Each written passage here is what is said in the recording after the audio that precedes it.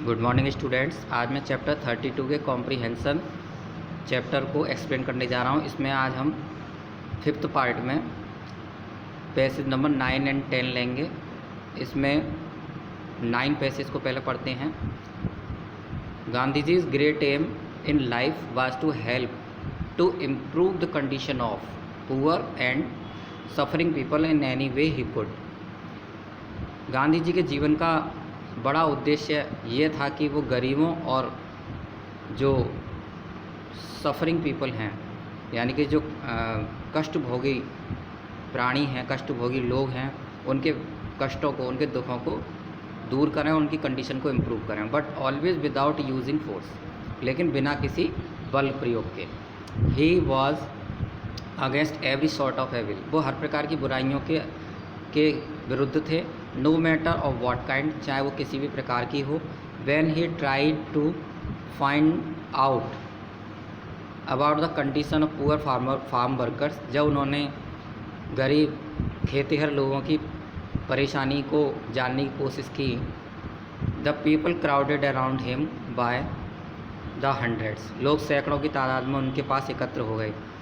A friend had come among them, एक मित्र भी उनमें आया हुआ था। Someone who wanted to be help them, जो कि उनकी मदद करना चाहता था। And to them this was new, और उनके लिए वह नया था। When the police ordered Gandhi to leave the place he refused, जब पुलिस ने वह जगह छोड़ने के लिए गांधी जी से कहा तो उन्होंने मना कर दिया। And in the court he explained why he could not ओबे, और कोर्ट में उन्होंने ये बताया कि उन्होंने न्यायालय का आदेश यानी कोर्ट का आदेश क्यों नहीं माना।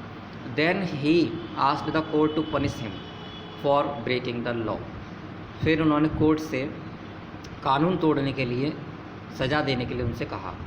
The court did not know what verdict to give in such case, court को समझ में नहीं आ रहा कि इस मामले में क्या न्याय दिया जाए, क्या जजमेंट दिया जाए। And so let him go free, इसलिए उन्होंने कोर्ट ने गांधी जी को फ्री कर दिया, आज़ाद कर दिया। हाउ डिड, फर्स्ट क्वेश्चन है, how did Gandhi ji help the poor and sufferings, Gandhi ji गरीब और सफरिंग यानी कि जो कष्टभोगी लोग थे उनकी किस तरह से मदद करते थे। Gandhi ji help the poor and suffering in any way he could, Gandhi ji गरीब और कष्टभोगी लोगों की उस तरह से मदद करते थे जितना कि उनसे हो सकता था। Why did farm workers crowded around him, खेतिहर लोग, किसान लोग उनके चारों ओर एकत्र क्यों हो गए।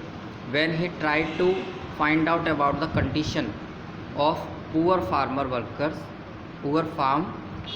Farm workers they crowded against him, जब उन्होंने गरीब खेतिहर किसानों की कंडीशन यानी हालत को जानने की कोशिश की तो उन्होंने उनको चारों तरफ से घेर लिया, यानी कि वो उनके चारों ओर एकत्र हो गए। What did the Gandhi ji से टू कोर्ट, गांधी जी ने कोर्ट से क्या कहा। गांधी जी ने एक्सप्लेन किया why he could not obey the court, कि उन्होंने कोर्ट की अवज्ञा क्यों की।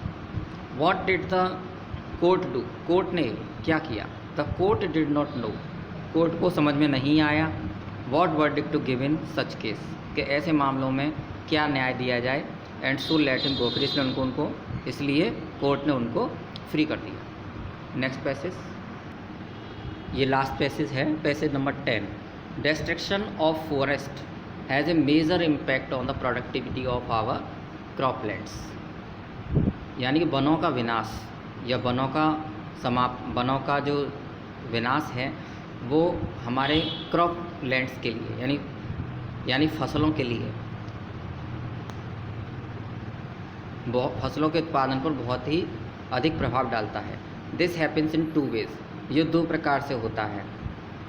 Soil erosion increase manifold, soil erosion यानी भूमि कटाव कई तरीके से होता है। And the soil literally it's washed away, और मिट्टी कटकर बह जाती है। But equally important is the impact of the shortage of firewood in the productivity of croplands, लेकिन इक्वली इम्पोर्टेंट यह भी है कि इसका इम्पैक्ट, इसका प्रभाव फायरवुड पर भी पड़ता है, यानी जलाने वाले ईंधन के लिए भी पड़ता है, जिससे कि बाद में क्रॉप की प्रोडक्टिविटी पर भी असर पड़ता है।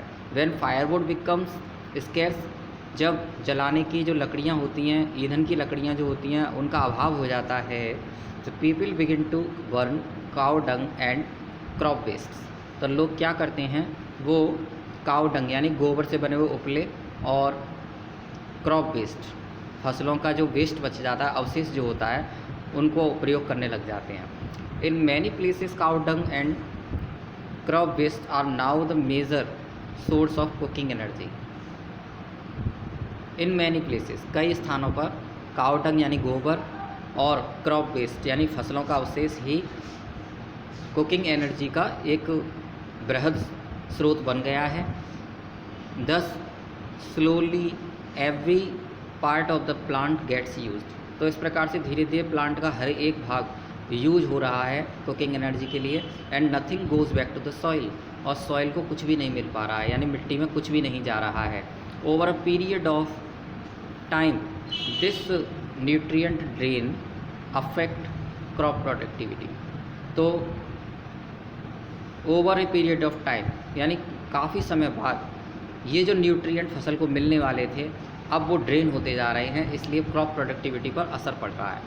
Add to this the technology of the green revolution, add to this the technology of green revolution, the technology of growing high yielding varieties on a limited diet of chemical fertilizers, added to this the technology of the green revolution।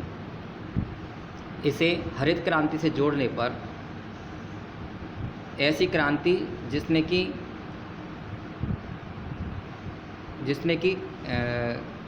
कृषि के क्षेत्र में high yielding variety यानी कि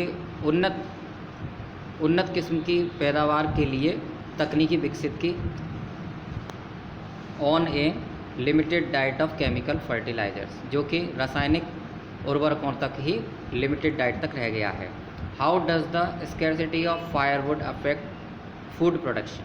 पहला question है, how does the scarcity of firewood affect food production, यानी कि ईंधन की लकड़ी का अभाव फूड प्रोडक्शन को किस प्रकार से प्रभावित करता है, यानी खाद्य उत्पादन को किस प्रकार से प्रभावित करता है। तो यहाँ इसका आंसर है, scarcity of firewood encourages to burn cow dung, यानी कि ईंधन की लकड़ी का अभाव किसको प्रेरित करता है, cow dung and crop waste, यानी कि गोबर और क्रॉप वेस्ट यानी फसल का जो अवशेष होता है उनको जलाने के लिए प्रेरित करता है। And nothing goes back to the soil, और सॉइल में कुछ भी वापस नहीं जाता है, इसलिए ये फूड प्रोडक्शन को प्रभावित करता है। Why should we not destroy our forest wealth, हमें अपनी फॉरेस्ट वेल्थ यानी कि वन संपदा को हानि क्यों नहीं पहुंचानी चाहिए या उसको नष्ट क्यों नहीं करना चाहिए। Because it results in soil halogen, क्योंकि इससे भूमि कटाव और शॉर्टेज ऑफ फूड प्रोडक्शन और खाद्य उत्पादन में कमी होती है। एक्सप्लेन द इटैलिक पोर्शन, टेढ़े छपे हुए शब्दों का एक्सप्लेन करिए।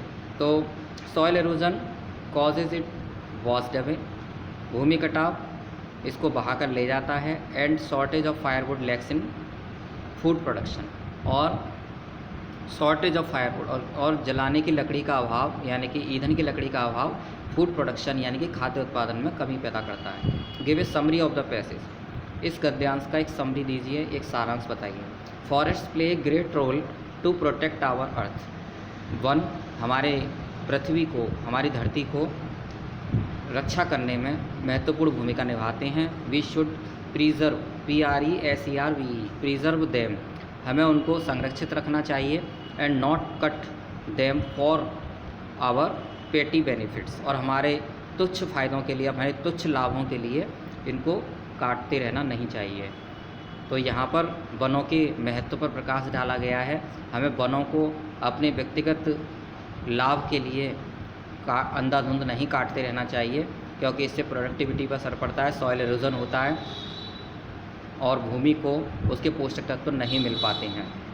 इसी के साथ ये चैप्टर 32 कॉम्प्रिहेंशन समाप्त होता है। Thank you very much.